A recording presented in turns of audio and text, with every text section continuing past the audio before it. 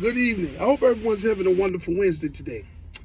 Okay, today, you new drivers and your future drivers, you all have to focus in on this video because for those of you that want to join the Lyft Express program, especially you will have to focus in on what I'm saying. Okay, today, this video is about Hertz. Yeah. Hertz and the bullshit that they put down. Right. I'm going to explain to you all something that Hertz is going to try to do to you all as you enter the Lyft platform, as you get your rental car. And I'm going to tell you exactly what to do. Now, so when you join the Lyft Express program, you're going to be sent to a Hertz rental car place in your area. When you get to that rental car place, you're going to see a representative from Lyft. Now, this is something that these people are doing at Hertz. So, now Hertz has completely, fully partnered with Lyft. So, you probably won't see any more Lyft representatives in a Hertz dealer. The people are going to tell you that they work for Hertz. Okay, and Lyft Express program is just a part of that Hertz rental car facility. So, when you get there, you're going to have your driver's license and the credit card that you made the deposit, the credit card or the debit card that you made the deposit with. They're going to ask you for those things. They're going to look at them. Some of the people at some different Hertz, they may make copies of them, but they're going to give them back to you. Okay. Now, people, please remember that you cannot use those prepaid cards from off the internet. I don't know if they're still taking Chime, but you have to have a debit card from a bank, because you're going to waste your time when you go up there. No green dots, no Visa, Premiers, none of that stuff. You can't use none of that stuff. So make sure that you have your bank account with a debit card, because that's what you're going to need to enter the Lyft platform.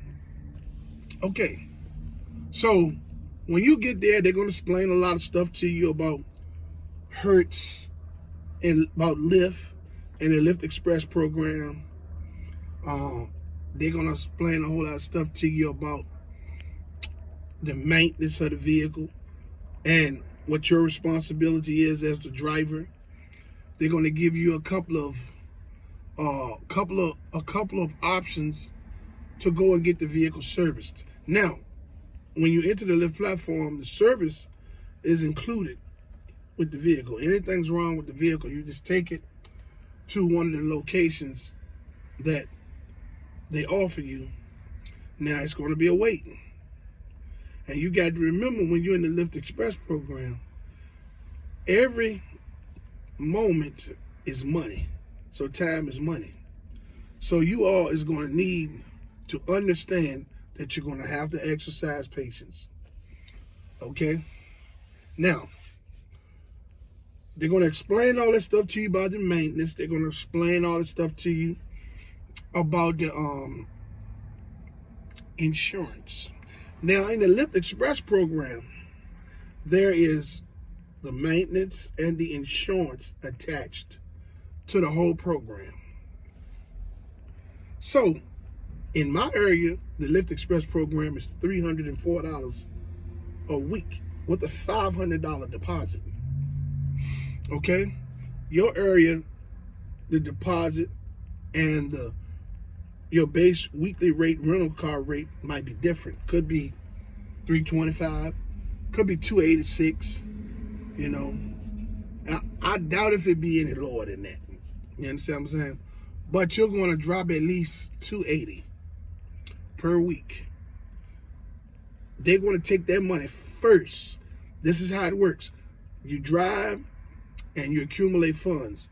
Lyft is going to take the $280 if that's your base rate in your area for a weekly rental with Hertz, they're going to take that money first before you can cash out any money. So now, this is where Hertz begin to start to be tricky. The cars. Most of the people that drive Hertz cars through the Lyft Express program is paying upwards of $1,100 to $1,400 a month. The cars that they offer the drivers, it's absolutely bullshit. Now, as a driver with the Lyft platform, you don't have to take the cars that they give you. It's not your fault that their inventory is not up to date. This is what you're not going to get. You're not going to get a 21. You're going to get I guess you'll get a 19 and a 20. Maybe somewhere might give you a 21. Maybe, depending on what area you're in. Depending on the quality of the vehicles at that Hertz. But the hub that I go to in Colonial Heights, Virginia, that is one of the worst hubs ever. There is always nothing but small cars and small SUVs. Now, they'll try to give you a Nissan Rogue, a Ford Focus, or Toyota Corolla. Every now and then you might get a Toyota Camry or a Malibu. You get a Chevy Cruze. Now, if you're 6 something and over, 280, 300, those cars are not going to accommodate you. And I'm going to tell you why. People, you have to remember that you're going to be in that vehicle and you're going to be driving for hours at a time in that vehicle. If you're 6'2", 6'3", 6'4", crammed up in a Chevy Cruze, a Nissan Rogue, or Ford Focus, there's no room for the customers. You're going to take that whole back seat up on your side. Most drivers don't put nobody in their front seat. They push the front seat up. So you're just going to have one seat that you're going to utilize, right? And then if somebody get in your back on the other side, you're going to have to slide up and drive uncomfortable. Do not allow these people up here at these hubs to force you into anything. It's your money. You are the one that's going to be driving for 5, 6, 7, 8, 9, 10, 11, 12 hours a day, however many hours you choose to drive. You're the one that have to pay for that vehicle. If they tell you they don't have nothing but this, that, and the third, tell them, say, well, I'm not going to join the program. And I'm going to reach out to Hertz, and I'm going to reach out to Lyft. Because it's not the driver's fault that y'all inventory is not all up to par. What they do is they give the vehicles that they take out of the rental car fleet, they give to the Lyft drivers. And then what most of the vehicles they give you are going to have 40,000, 35, 40,000 miles on it. They got a certain amount of miles where they take those vehicles out of their fleet. And then they put them into the Lyft Express program, certain cars, right? Then what they do is they push them on the Lyft Express drivers to pay astronomically amounts of money on a weekly basis because they don't have a vehicle and because they want to join a Lyft Express program, which Hertz provide a vehicle and the maintenance. Now, they got something called LOST WAVIER DAMAGE that they're going to try to offer you all. When they get to talking about insurance, he or she is going to try to push LOST WAVIER DAMAGE insurance on you. That's $7 a day. That is going to take your payment to $360, $358, or $360. If you are a person that's paying $304 or $300 something, it's going to take your payment to about 350, 358. If you are a person that payment is 286 or something like that, that's going to take your payment to probably about 340. So now you're looking at about $1,400 a month on top of the gas.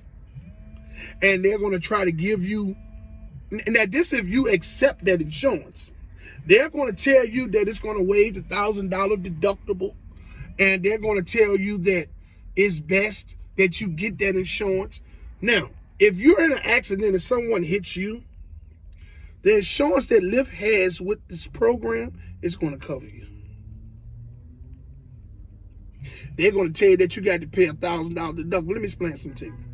If the accident wasn't your fault, that insurance company of that person is going to cover you.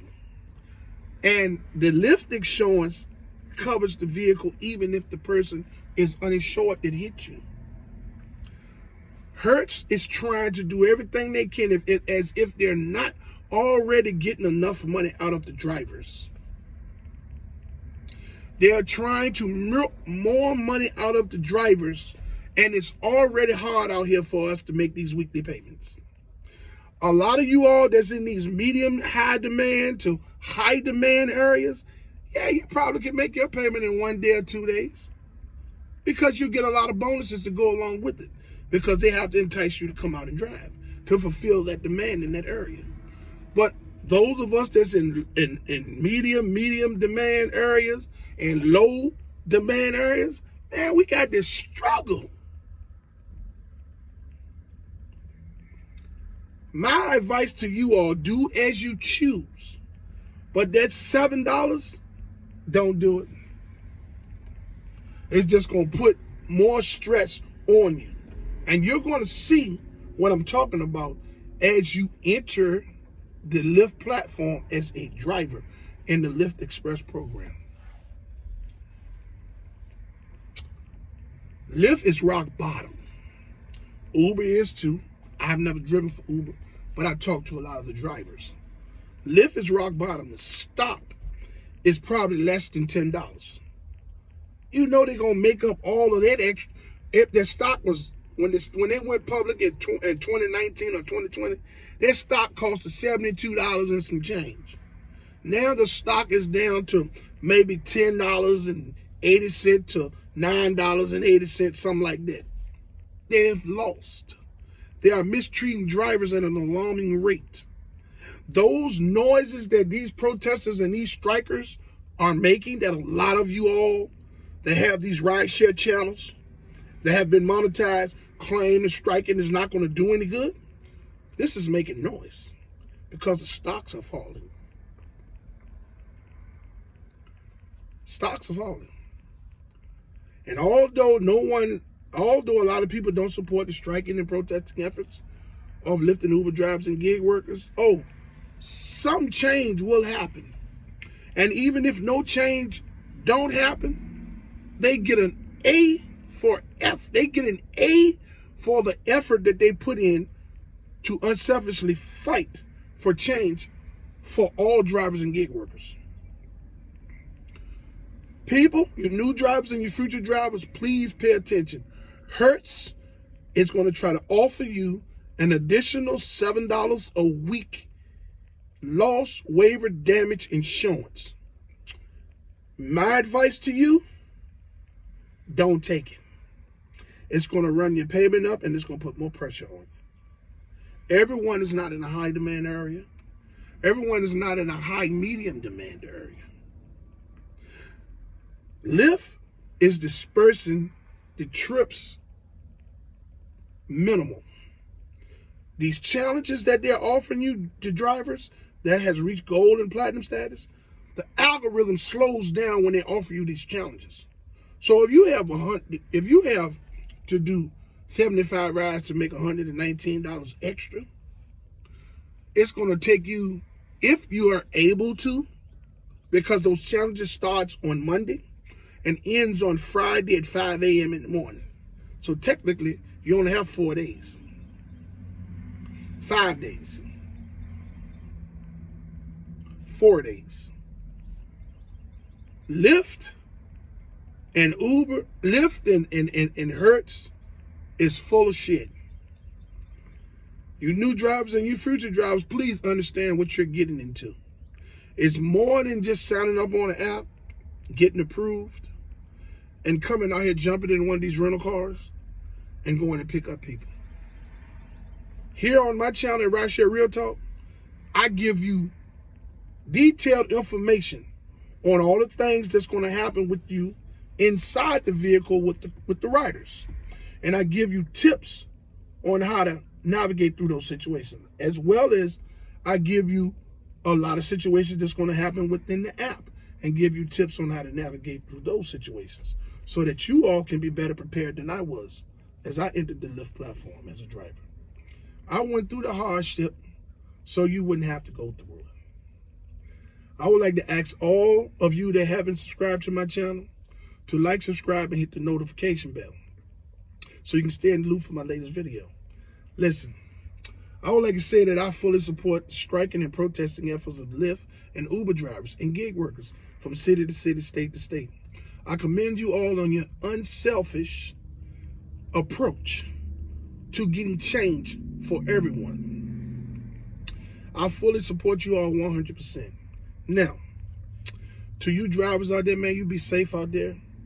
Make as much money as you can. You know, keep your head on the swivel and keep your doors locked.